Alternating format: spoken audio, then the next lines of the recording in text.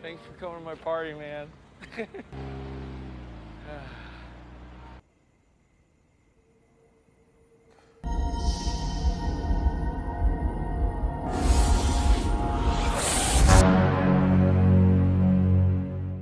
Halo Rebahaners, dimanapun kalian berada, bagaimana kabarnya? Masih suka minta tethering hotspot ke temen? Halah, halah, halah, halah. Kali ini saya akan membawa kalian ke tahun 1996, di mana ada sebuah film berjudul Phenomenon. Film ini kebetulan dibintangi oleh mantan emak saya, yaitu Om John Travolta. Dengan rating 6,4 di IMDb, saya yakin kebanyakan dari kalian belum pernah menonton film ini, dan saya pastikan film ini akan cocok untuk kalian semua yang memiliki intelektual tinggi. Walaupun masih sering makan mie sampurnasi, tapi dijamin 100% film ini akan membuat kalian sadar bahwa menjadi paling cerdas tidak semudah yang dibayangkan. Untuk itu, kenakan handsfree, simetriskan posisi rebahan, selamat menonton, dan check it out. Get it when I get back. Did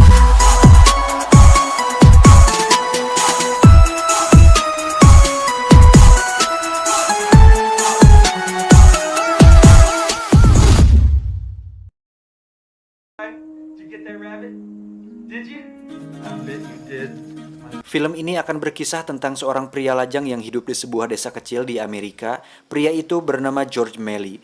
Dia berprofesi sebagai seorang mekanik di sebuah bengkel mobil. Selain itu, dia juga memiliki sebuah kebun kecil di halaman rumahnya. Namun akhir-akhir ini kedamaian kebunnya terganggu oleh seekor kelinci yang sering masuk dan memakan daun-daun tanamannya. Padahal, George sudah memagarnya dengan kayu yang ditancapkan 1 meter di bawah tanah, dan kelinci tersebut tetap bisa masuk dan memakan tanamannya.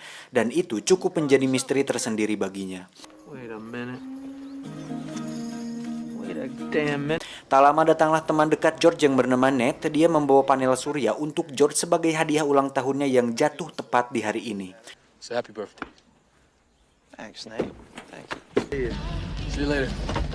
But they're never ever gonna return.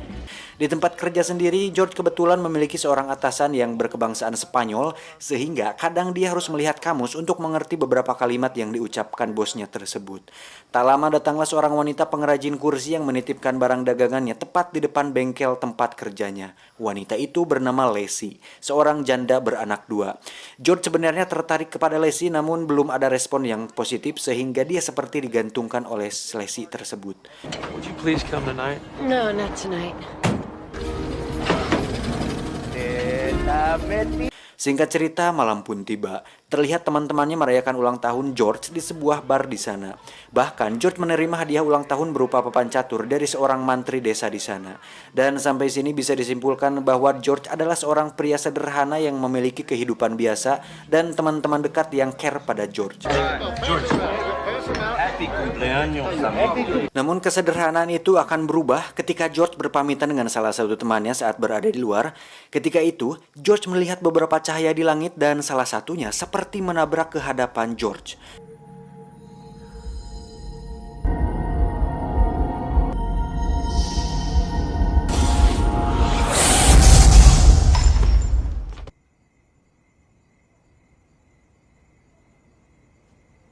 Saat kembali ke dalam, George pun mengungkapkan kejadian tersebut, namun mereka semua tidak melihat dan mendengar apapun. Ketika dia berbicara, si dokter pun terus menyuruh George untuk menyelesaikan permainan caturnya. Dan tak diduga, si dokter atau mantri tersebut langsung disekakmat oleh George. Dan itu baru permulaan. That checkmate? You mean he beat you? Play another one? You can get your revenge on me tomorrow, all right? Happy birthday, George. That was a good party. Ketika di rumah, George bahkan tidak bisa tidur dan terus memikirkan hal-hal yang belum pernah dia pikirkan sebelumnya. Rasa lapar atas pengetahuan atau pemecahan masalah seperti nampak membeludak di kepalanya. Hingga George akhirnya bisa memecahkan misteri kenapa kelinci yang suka makan daun di kebunnya selalu bisa masuk dan keluar, padahal dia sudah menanam pagar yang sangat tinggi. Karena ternyata kelinci tersebut selalu berada di dalam kebun dan tak pernah keluar dari sana.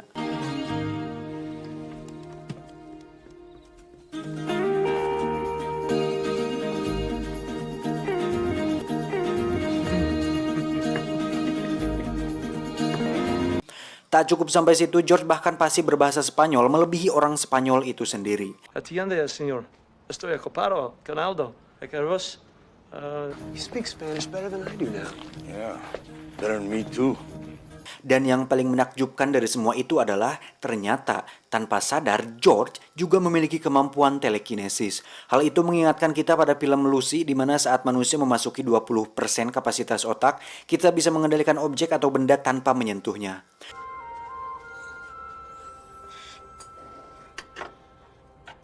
Hari-hari setelah itu menjadi sangat berbeda untuk George di mana dirinya tiba-tiba mengetahui tentang segala sesuatu dan memandang semuanya dari perspektif yang berbeda. Dari mulai memasang panel surya sendiri, melakukan percobaan dalam bidang pertanian, membaca belasan buku per hari, dan kembali mengalahkan sang dokter pada permainan catur. It's me, Doc. Wait, George, what in the hell is going on? You know, I understand right away. I concentrate. Dan yang menjadi masalah adalah orang-orang sekitar menganggap aneh terhadap George. Satu lagi, bagaimana George bisa mendapatkan semua ini adalah masih menjadi misteri dan entah karena UFO atau alien atau karena obat-obatan tertentu, entahlah hanya mbak-mbak masas di tempat pijat yang tahu. Tidak hanya orang-orang sekitar yang merasa terkejut, Ned yang merupakan teman dekat George pun terlihat melongo mendengar perkataan George yang terlalu cepat dan mengetahui tentang segala sesuatu. Tak lama, George pun mendengar sesuatu semacam frekuensi unik di radio milik Ned. Ned pun menjelaskan bahwa itu hal wajar dan sering terjadi sebagai suatu gangguan frekuensi biasa. Tapi George menyimpulkan bahwa itu adalah sebuah kode Morse, di mana dirinya dan Ned dengan iseng mengirim balasan terhadap kode tersebut. Dan ternyata itu akan menjadi masalah untuknya nanti. We'll be watching. Yeah. I'm watching. Oh my God. This is cool. Hingga tibalah saatnya George menghabiskan malam dengan membaca buku, akhirnya dia menyadari bahwa dirinya bisa menggerakkan benda yang disebut dengan telekinesis.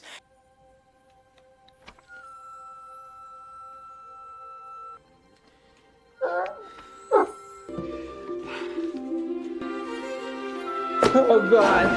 Man. Is somebody trying to tell me? Esok harinya George pun pergi ke si dokter untuk memeriksakan kejanggalan yang dialaminya. Hasilnya tentu saja nihil, karena itu bukanlah spesialisnya. Dan justru si dokter malah nampak terhibur dengan aksi telekinesis yang ditunjukkan oleh George. Well, whatever the reason is, I promise you we'll find it. Let me see you do that one more time. Sore hari sepulang bekerja, George pun datang ke rumah Lacey untuk memberikannya bunga sebagai tanda bahwa dia memiliki rasa terhadapnya. Walaupun Lacey selama ini masih jual mahal terhadap George. Ketika anak-anaknya bermain, George dan Lacey pun pergi jalan-jalan ke hutan belakang rumah untuk sekedar mengobrol lebih persuasif. Saat sedang mengobrol tersebut, tiba-tiba George mendengar sesuatu yang tidak biasa didengar oleh manusia biasa pada umumnya. Di mana dia seolah mendengar bahwa pohon-pohon di sana berbicara dengan gelombang ultra low frekuensi kepada George bahwa akan ada gempa bumi yang akan terjadi. Untuk itu, George meminjam telepon Lacey dan memberitahukan hal tersebut kepada petugas BMKG di pusat kota. Namun karena George tidak memiliki kapasitas tersebut, para petugas BMKG itu pun tidak mempercayainya dan menutup teleponnya. Take the vases down, China. Ketika Lacey dan anak-anak selesai makan malam, mereka pun seketika dikagetkan dengan gempa bumi tersebut. Lacey yang awalnya tidak percaya pun seketika kaget dan penasaran bagaimana George melakukannya. Untuk itu, dia datang ke kediaman George untuk menemuinya. Tapi justru, Lacey malah menemukan fakta mengejutkan lain di mana kursi rotan buatannya selama ini ternyata bukan habis terjual, tetapi dibeli dan ditimbun oleh George sendiri. Yang mana hal itu dilakukan oleh George agar Lacey merasa senang. Namun sebagai orang yang tidak mau dikasihani, Lacey justru sangat kecewa dengan hal itu. Sabar ya om, nyesalkan putus sama emak saya. Suatu hari terjadi sebuah kejadian di mana ada seorang kakek yang mengalami keracunan makanan. Si dokter yang menanganinya pun tidak bisa mendapatkan informasi yang jelas karena si kakek tersebut adalah orang Portugis yang baru pindah sekitar seminggu yang lalu dan belum bisa berbahasa Inggris sedikit pun. Si dokter pun teringat kepada George dan menyuruh orang di sana untuk menjemputnya datang ke situ. Juga jangan lupa untuk membawa kamus bahasa Portugis agar bisa dia pelajari. George sendiri terlihat berada di kebun kecilnya bersama Ned. Tak lama datanglah seorang profesor ke sana untuk menanyakan bagaimana George bisa mendeteksi gempa bumi tanpa peralatan apapun. George pun dengan semangat menjelaskan semuanya dengan cara dan istilah yang membuat si profesor dan Ned terlihat melongo. Dan justru George malah mempresentasikan percobaan pertaniannya kepada profesor tersebut. Tak lama datanglah teman George menjemputnya. I gotta go. Why don't you go along, Professor? Dan di tengah perjalanan, George pun dengan cepat mempelajari kamus bahasa Portugis yang lagi-lagi sang profesor terlihat makin bingung dengan apa yang sedang terjadi. Hingga sampai di lokasi, George langsung berkomunikasi pada si kakek dengan logat Portugisnya yang fasih. Ternyata si kakek ini ingin memberitahukan bahwa dirinya bersama sang cucu yang memakan makanan beracun tersebut, dan dia khawatir karena si cucu belum pulang dari tadi pagi. Untuk itu George dan kawan-kawan pun pergi mencarinya. It's Alberto. Alberto, yeah. Alberto! Hingga tiba di suatu lokasi, George tiba-tiba bisa merasakan keracunan yang dialami oleh si anak kecil tersebut, dan dengan kemampuan telekinesisnya, George pun menggerakkan beberapa kayu untuk menunjukkan di mana si anak berada. Seketika, semua orang yang ada di sana terkejut, tak terkecuali si dokter, profesor, dan atasan George sendiri.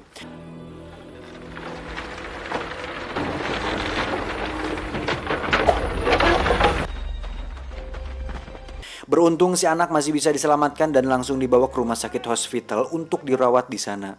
Si profesor yang penasaran dengan semua itu akhirnya mengundang George untuk datang ke universitasnya, dan George mengiyakannya. Sementara itu, ibu dari anak tersebut pun berterima kasih atas pertolongannya dan memeluk George atas tindakannya tersebut.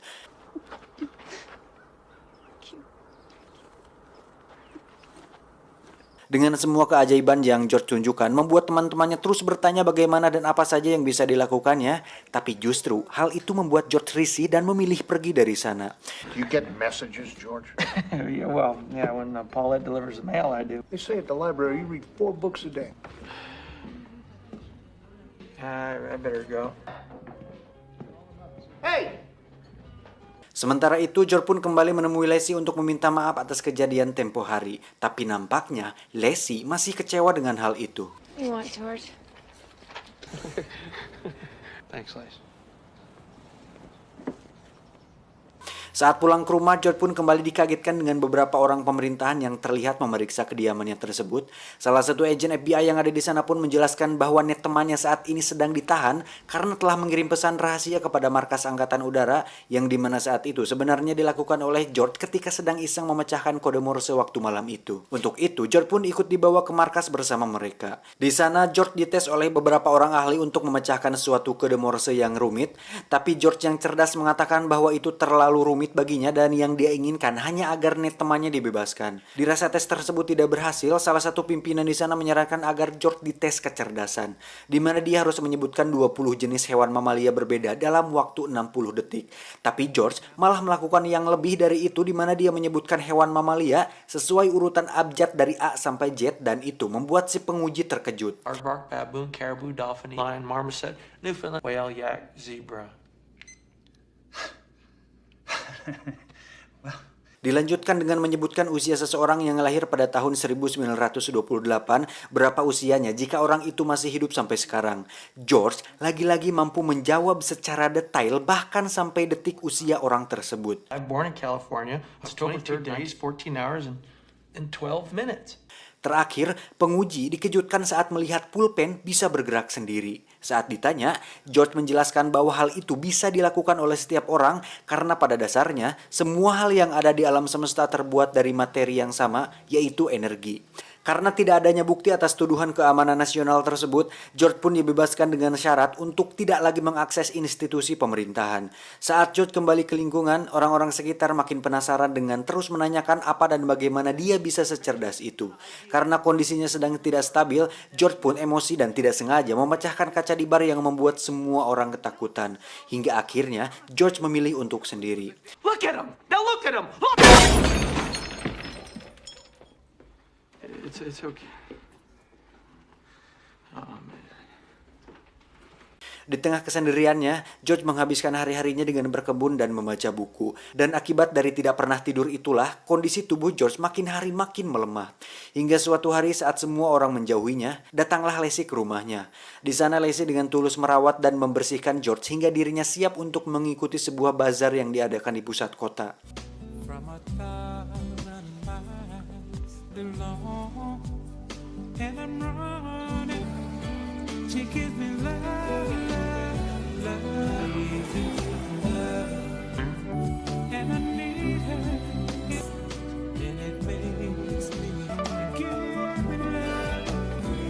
It's pretty close. You're coming back. Saatnya tiba, terlihat George dikerumuni oleh orang-orang yang penasaran terhadapnya, di mana mereka semua terus melayangkan pertanyaan bagaimana dan apa yang telah membuatnya menjadi secerdas itu. Merasa tertekan dengan banyak pertanyaan, kondisi George pun melemah hingga akhirnya dia terjatuh dan kembali melihat cahaya yang waktu itu dia pernah lihat.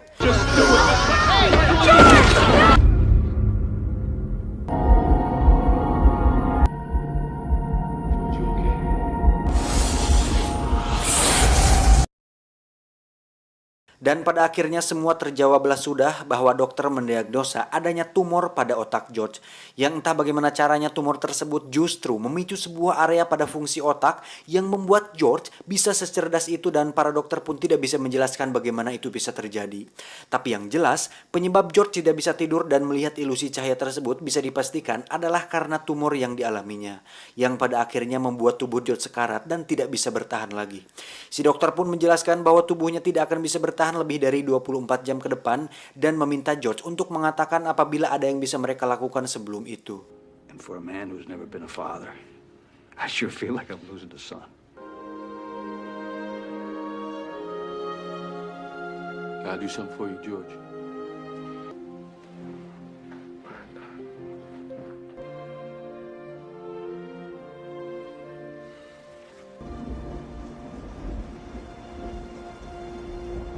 Sementara itu, seorang ahli otak dari sebuah laboratorium meminta untuk bertemu dengan George.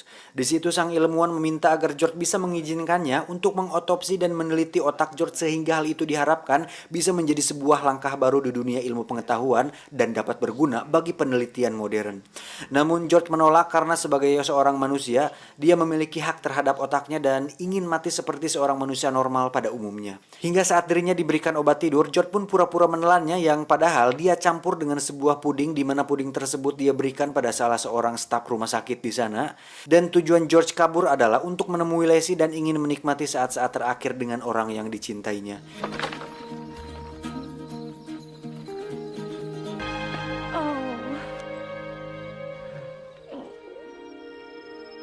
Hingga saat mereka bersama, akhirnya George menghembuskan nafas terakhir tepat di samping Leslie. Goodbye, honey. No.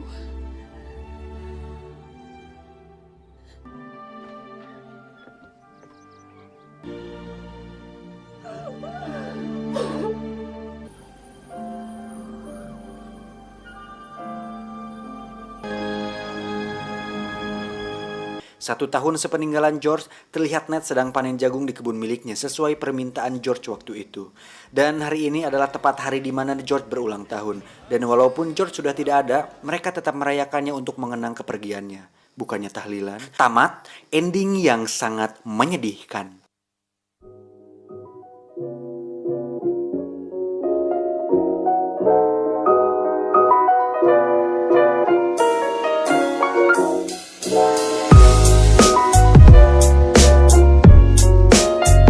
Tidak seperti film Lucy, Limitless, atau Transcendence, film ini lebih fokus ke dampak sosial dibandingkan pengembangan kecerdasannya, dan itu menjadi suatu hal yang realistis di mana ketika orang-orang sekitar tidak siap dengan sebuah perubahan yang kita lakukan, maka hal itu akan nampak aneh di mata mereka dan itu cukup merepresentatifkan dampak tersebut. Dan alasan atau penyebab dia cerdas saya rasa lebih masuk akal dibandingkan film Lucy atau Limitless yang mendapatkan kejeniusan akibat suatu obat-obatan atau narkoba jenis baru.